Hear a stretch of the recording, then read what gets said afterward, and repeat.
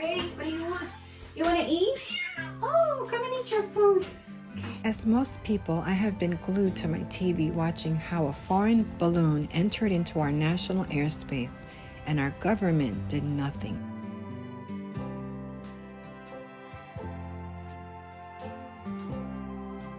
This started a conversation how easily this could have turned into an EMP strike against our country. Realizing that one of my most precious resources for survival here on the homestead is water, I made a decision to keep my laundry to the lowest point weekly and get caught up. If my water pump goes out, I would not have enough water for the accumulated laundry I had. I don't mind it when I look around me and see the beauty that surrounds me, but it's moments like these that open your eyes to how we live in such a troubling, vulnerable world, and we need God more than ever to help us through all of the challenges we are facing daily.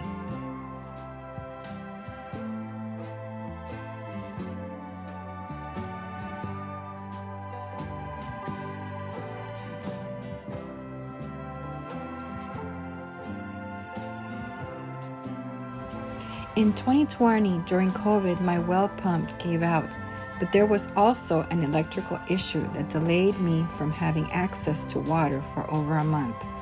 That began my journey into water harvesting on this homestead, and this recent balloon situation required me to order some more water storage containers for even more harvesting.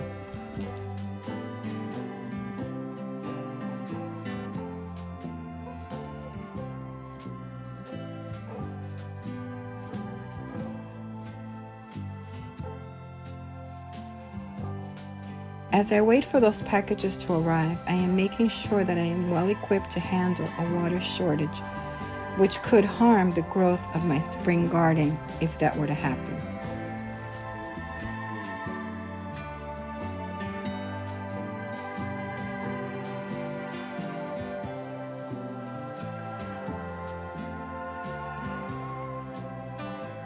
Weekly washings and drying outside is now a must.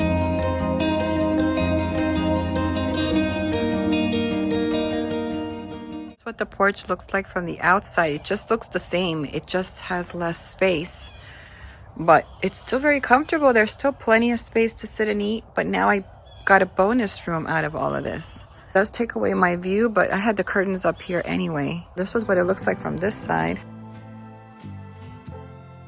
Garden is here, and all I have to do is open the door, come out and plant my stuff. It's perfect. I just love the way that it came out.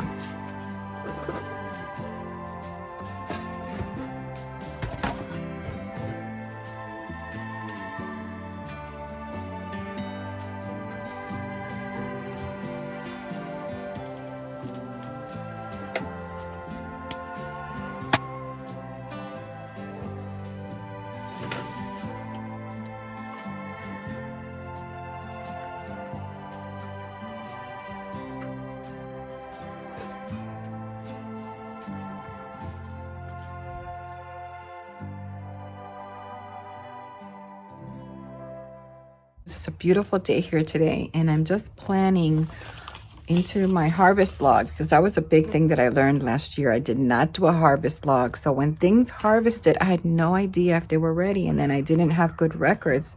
Even though I was using a happy planner, I still was not keeping good records, so I learned a lot from last year. Just finished logging this in. I'm going to show you the log system that I'm using inside my planner. And then I also have this old happy planner that I used last year and has all the months in it. So now I'm able to count all the days so that I know when the harvest is coming. And I'll show you now. This is my planner, and this is just a Moleskine expanded. It's a 400-page Moleskine. It fits inside my planner perfect. I love it. I have 3 books in here. This is really chunky, but it doesn't go out of the house. It has my dailies in here. It has my monthlies in here. And you can see this is like my monthlies. And then this is just informational book that I keep in there also with a pad. I don't have a separate planner anymore for gardening because when I was doing this last year, that was great. It was my first year. I learned a lot, but it's separate. So that's going to be more of an informational book now then it's going to be a planner. This is where I'm going to put the stuff because this, I'll know what I'm doing. So I've already loaded here that I planted the Roma tomatoes here. And if you look, it says tomato Roma. Day to germinate, I always put the highest date. If it says from 5 to 7, I always put the bigger date because you'll see it if it germinates ahead of time. So I put 7. It should be germinating by 7. If not, then I need to put more seeds in or get new seeds because these are no good. So I put in the date that I put it in the pot. And when I plant it in the ground, I'll put the date here. But this is from the back of the package. It tells me it's 80 days to harvest. And this is a big problem I had last year because I was not noting anything for harvesting. So I have this from my old happy planner that I use for counting. So if I plant it in the pot on 2/6 and it's 80 days, I'm going to count here 1, 2, 3, 4, 5. I'm going to go all the way to 80 and I'm going to note that in here. So I'm going to write the date here for harvest when I should be harvesting it. Then I'm going to come in, and the reason I write in pencil is because all of this stuff can change because I'm learning.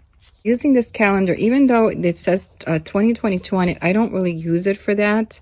I just count the days. So I counted from the day that I planted, which was the 6th.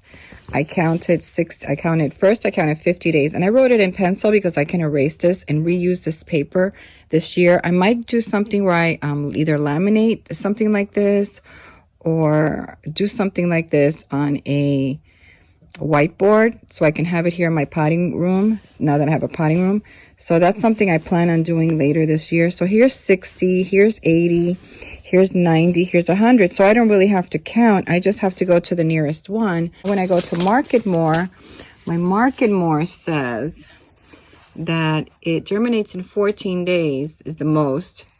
That's when I put it in the pot. It says 55 to 70. So I'm going to go with the 70. So here we go. Here's 60 days. So I don't have to start from counting again.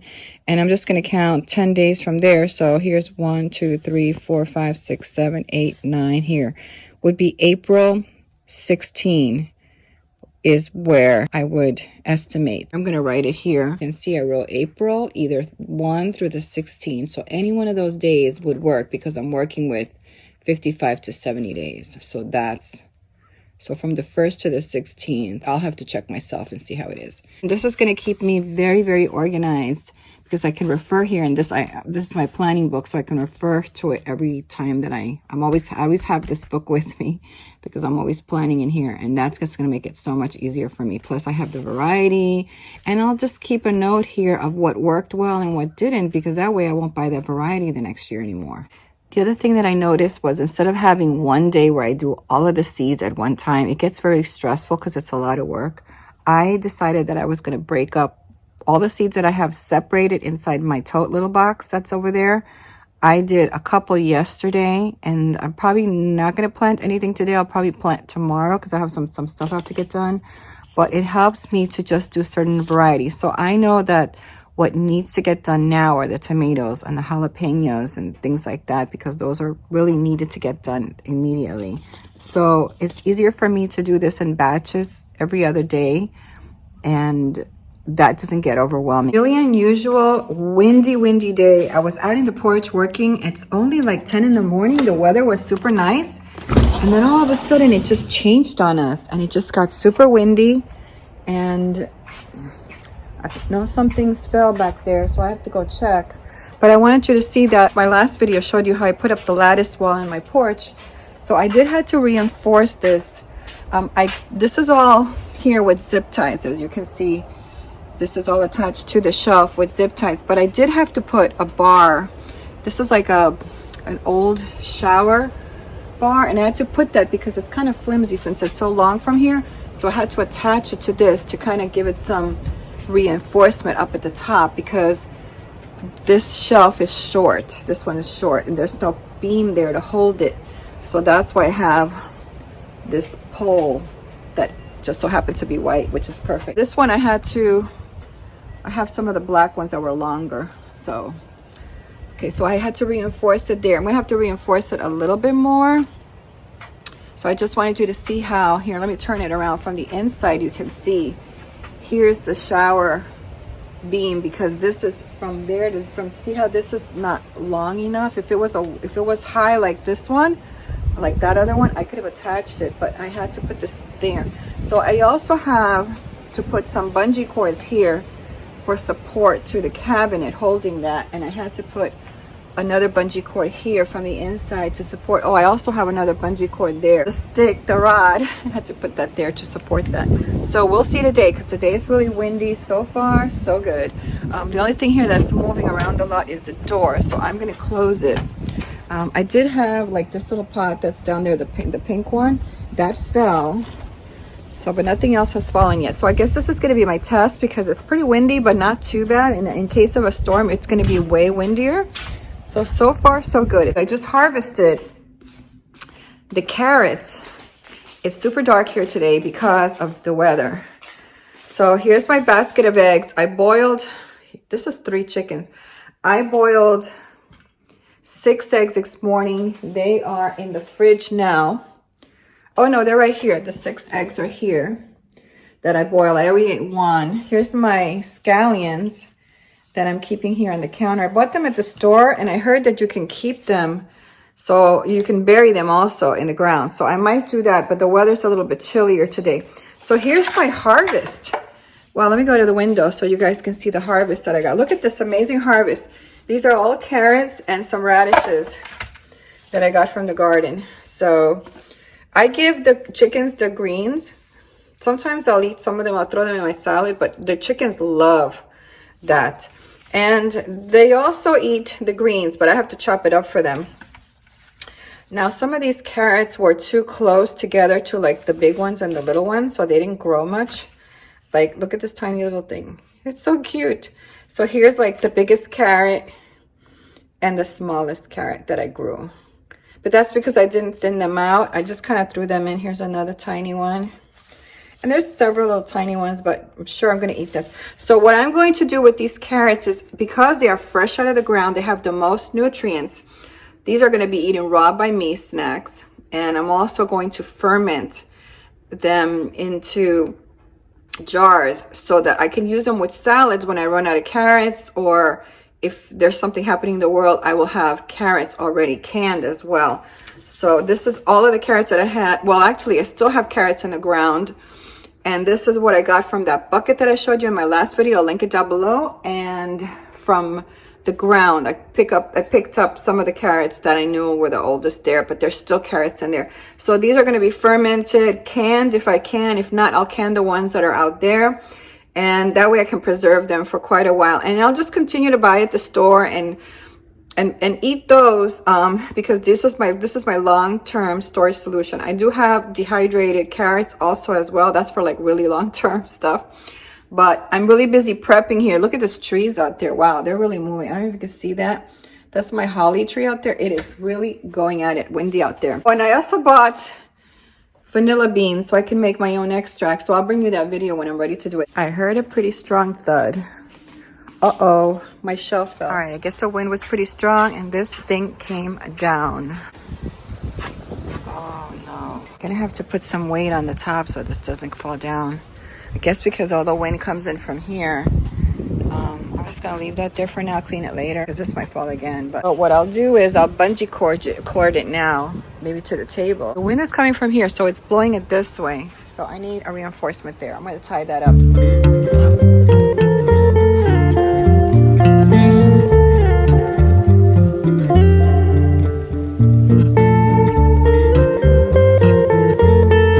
What I did was I bungee corded to the chair with this long, like paracord leash, and I bungee corded there.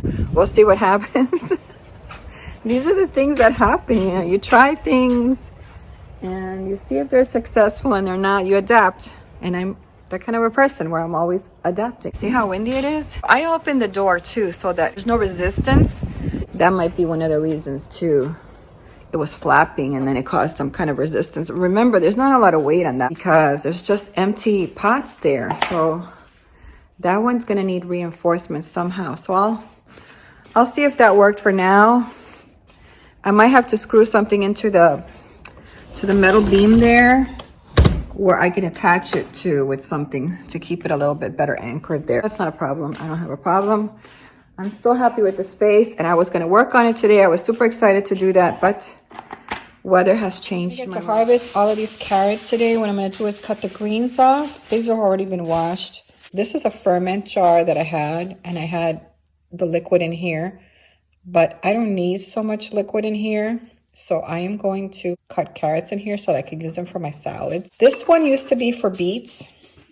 And I'm going to fill this with the radishes. And I've been doing that. I have radishes in there. So you can reuse your ferment liquids for other things as well. This already has a probiotic in it. These are apples with the whey from the yogurt. I separate the whey. And these are conserved in here, and I can have this with yogurt. If I ever run out of apples, I have apples here. And then this is corn. Now I put this on here because this actually does have vinegar in it. So I love this for salads. Sometimes if I do tacos, I'll throw it in. It's got a vinegary taste, which is my preferred for the corn. I've done the fermented with the corn, but it's not my preferred taste.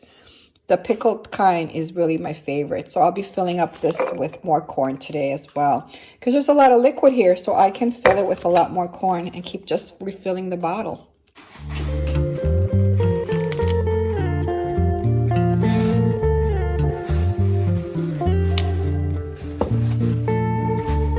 Those are tiny.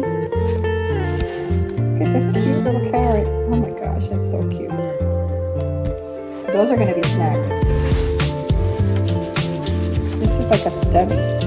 So I did learn from this, my first time growing carrots, was that it's important to thin the carrots out when you're growing them, because then you'll have things like this that happen. And this could have been a really nice big carrot had I not planted it so close. The carrot seeds are very small, and that's why I just kind of dumped them there. But next time I'll know not to do that. And this was the lesson that I needed. Look at this cute carrot. Isn't this cute? It's adorable. What I love about this is this brine adds a little bit of flavor to the food. So when I want to make a quick salad, I just take some greens. I might take a little bit of the corn, just maybe like a teaspoon of this. I might want to add a little bit of sauerkraut. I might want to add a little bit of carrots or some radish. And before you know it, I have a variety of things at my disposal that I don't have fresh in my refrigerator, because when you live on a homestead, most likely you live far. I don't want to have to go out every single time I run out of something, or that I want to make a fresh salad and all I have is a tomato. Well, no, I don't have just a tomato. I have corn. I even have apples. If I wanted to make a salad with apples, I can use these apples for that as well. Fermenting for me has been wonderful because I'm able to plan my outings and still have abundance. But I will tell you this, that fermenting with homegrown is always the best, because you are getting pure nutrition. This just came out of the ground and it's at its highest nutritional level. And this is what you really want to ferment, because when you buy from the store and ferment, you're not getting as much nutrition as you do from something that you know what you put into the ground and you know that it's coming out exactly how you want it to be. Important to know the harvest date. That's another thing that I learned. If you leave them in the ground too long, they split like this. They get dried up, and this one's okay apart. I can cut a part of it out, but that's what happens. That's why you want to know. Like, this is a beautiful radish right here. This is another beautiful radish. This is why it's important. This is another one that's been in the ground too long. See how it starts to split? So that's why my harvest log is so important, because I need to know when to harvest these. And that way I'm not like, when did I plant this? Or, counting the days now when I'm ready to harvest. The work has already been done for me. And that was so important. That was the biggest lesson I think I learned.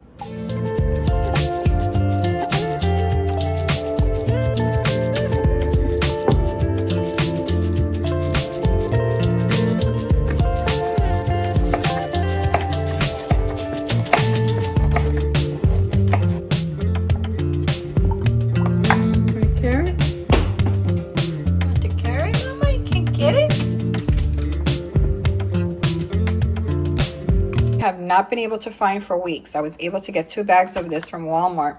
A Walmart not near me, was somewhere else that I was at, and they were very limited on corn. So I bought 2 bags and they're frozen in my freezer. So I'm going to defrost these so I can throw them inside of this jar that I have with some brine in here.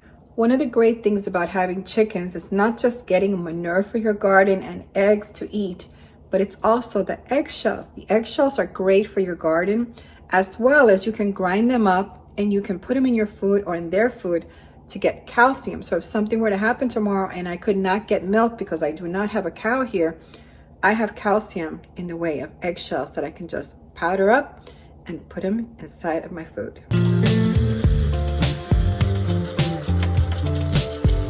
Okay, be careful when you open that because there's a lot of powder is going to come out, but there it is. That is the eggshell powder. Very fine. I can cut it finer, but I think I'm just going to leave it like that.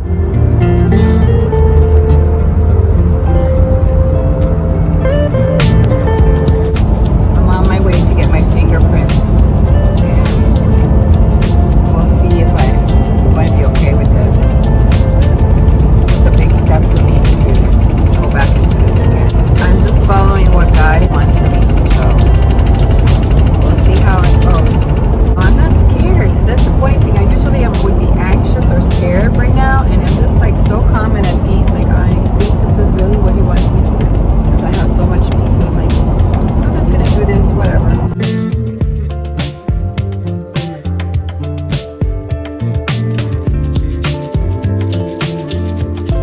Turn this way. That's the building there. I just gotta find a parking spot. I think I'm gonna get closer to the entrance. Oh, look at that bird.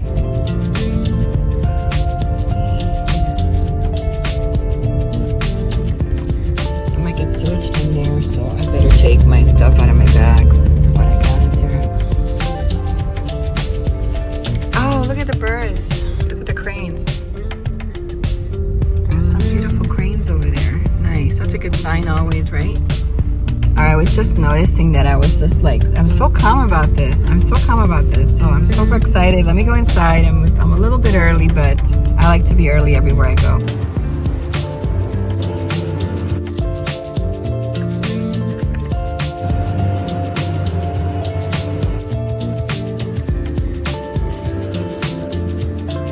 It's done. I got my fingerprints done. It was really cool because it's like this blue machine. It's no more ink, and they took all my fingerprints and my information. They looked at my driver's license, so it's all done.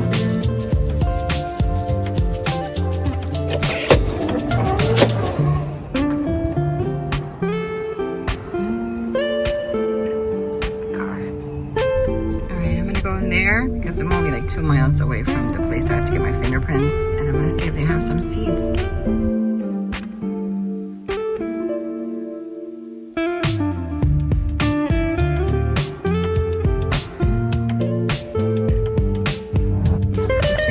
Again, gotta clean it up.